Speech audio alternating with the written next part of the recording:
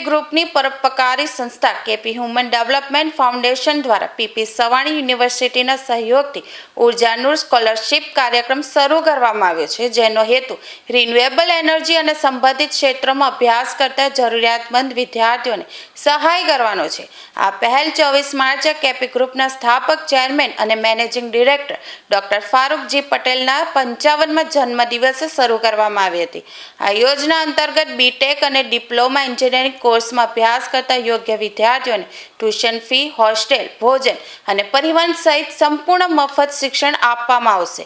आ स्कॉलरशिपनो हेतु clean energy क्षेत्र माटे कुशल मानव शक्ति तैयार करवानो छे अने साथे आर्थिक रीते पछात विद्यार्थीओने गुणवत्तायुक्त शिक्षण उपलब्ध करवानो छे। हालमां 92 विद्यार्थीओ आ योजना हेठळ लाभ लई रह्या छे अने आवनारा वर्षोमां आनो विस्तार करवानी योजना छे। आ साथे बोत्सवानामां केपी ग्रुप द्वारा $4 अबज रोकाण कराई रह्युं छे। त्यांथी नवी शरू थयेल स्कॉलरशिप हेठळ दर वर्षे 30 विद्यार्थीओने आ योजनामां सामेल करवामां आवशे।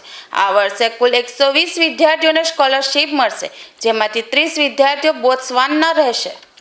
હું મહેશભાઈ તમારા આખા ફેમિલીનો P P Savani principals and all the people એમનો ખરેખર હું ઋણી છું, કેમ કે કરવું તો ઘણા લોકોને ઘણું બધું હોય, પણ એના માટેનું પ્લેટફોર્મ જે તમે પીપી સવાણી દ્વારા અમને આપ્યું, પ્રદાન કર્યું, તે બદલ આપનો ખૂબ ખૂબ આભાર।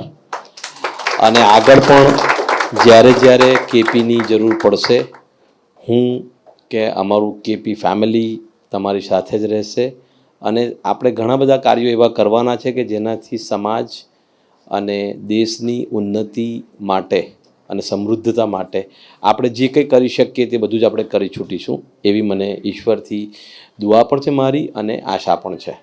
એની સાથે સાથે આજે હું તમને કહી દઉં કે આપણે આ પ્રોજેક્ટને પહેલાં પાયલટ પ્રોજેક્ટ તરીકે નાખેલો, પણ આજથી હું અનાઉન્સ કરું છું કે આ પાયલટ પ્રોજેક્ટ હવે નહીં રહે, આ કન્ટિન્યુટીમાં આ પ્રોજેક્ટ હંમેશાનો पूरा था यानी उसको ख़त्म होते होते 4 साल लग जाएंगे।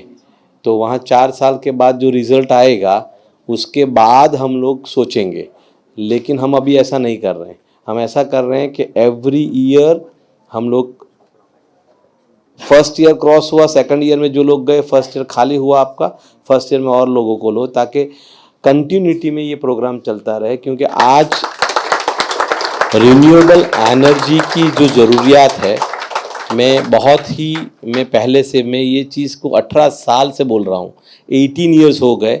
शायद Suhail is the witness of this my जो मैं बोल रहा हूँ उसका विटनेस है कि मैं बोल रहा था पहले से कि रिन्यूएबल एनर्जी इज़ नॉट खाली कमाने का साधन नहीं है, ये सेवा का साधन भी है, सस्टेनेबिलिटी है, और इसी से आपके फैमिली की, आपके राष्ट्र की ग्रोथ जो है वो यही बिजनेस करते हुए हो जाने वाली।